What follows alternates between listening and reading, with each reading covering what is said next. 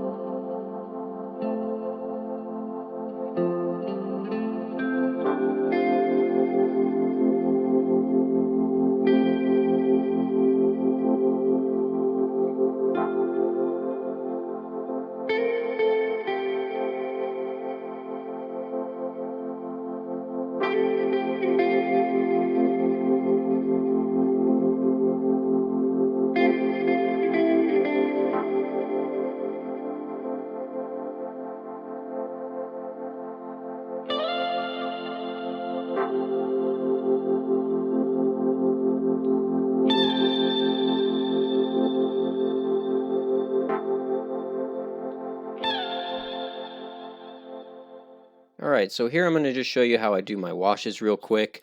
I talked about it a little bit in one of my videos, but basically just put down a little dab of paint, put a buttload of water in there, and water that stuff down. So in this case I did two washes. One was a black wash and one was a brown wash. Part of that was because the cultist looking guy is going to have a black cloak, and so washing it with black, I figured, well, maybe I'll wash it with brown so it looks like it's a little bit dirtied. And that's how I make my washes. It's pretty simple. You want to make sure it's nice and watery though. You can see me putting it on this guy, and you can see just how it flows into all those nooks and crannies. Now, one thing I also did was a black wash on this guy, and then I did the brown wash on his hair and his face because I didn't want it to be black because I wanted those to be a little brighter, and so I didn't want to do the black wash on them. But here on this miniature you'll see that I do the black wash on the cloak, and then later I come back and do a brown wash on there as well. Now I just want to say again, this little thing that I'm using to hold my minis, I would highly recommend you make something of that nature when you paint your minis, because it allows you to turn it and do all kinds of things with it. This one is a Citadel one that my wife bought for me, but you can just use like a pill bottle with a little bit of like that. It's like a sticky tack that you would like stick stuff on the wall with. You can just use a little bit of that. You stick your mini right on it, and it will help it where you can do it. Now, another thing I did on these minis was so here you can see me doing the brown wash on his hair and his like hands and face and exposed skin, and doing the brown wash on this cloak as well. Um, but I would highly recommend something that you can do. I also based these minis, and basically all I did to base them was just put a wash on it so it would seep into the little cracks between the stones they're standing on. I didn't want to do much more than that, but now I'm coming in with my metallics. I like to put my metallics on after I wash a lot of the times if I want it to look bright and shiny and new, which I do on this guy. But you could see on the other guy who had the shield, I did put a wash on there because I wanted to pick out all those details that were on his shield, and it ended up looking really good. Of all the minis that I did, this guy is probably my favorite one that I've painted. Not just in this batch, but out of most of the minis I've painted. He looks really good when it's all done. But I'll get back to the other stuff and let you guys relax some more, and then we'll do a little bit more talking at the end and go from there.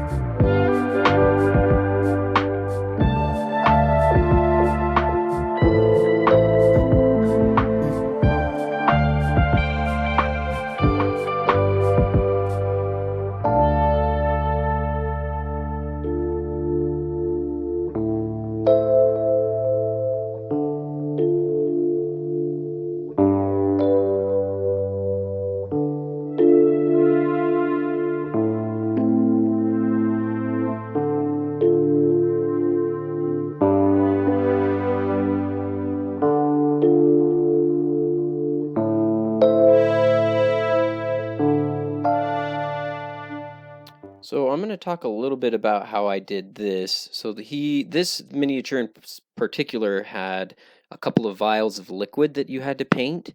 So what I would do was put down a coat of paint for what I wanted the liquid to be. So I chose red, yellow, and then I wanted to do a darker color. So I chose black, which was probably a bad idea because the cloak behind it is black.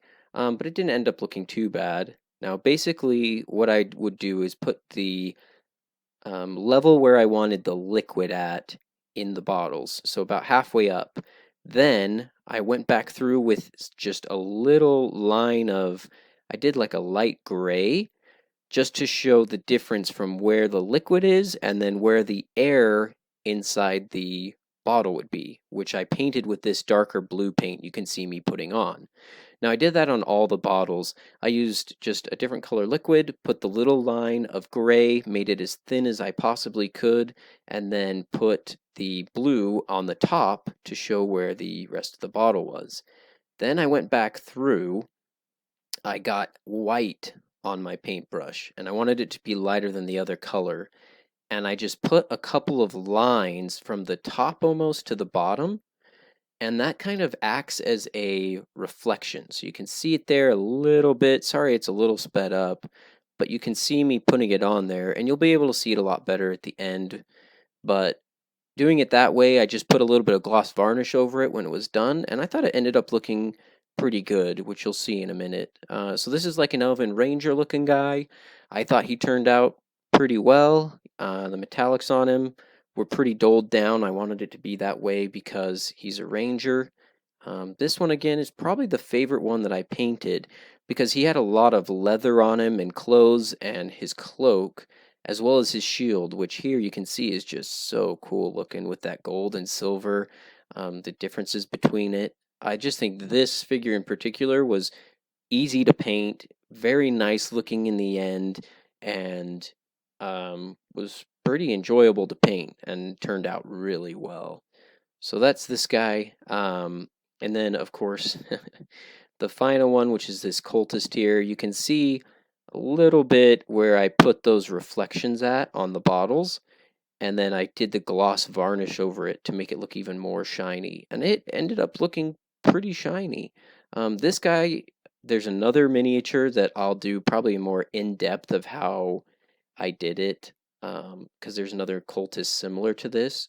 So I'll paint that eventually, but thanks for watching. Subscribe for more videos, and we'll see you around next time. Thanks.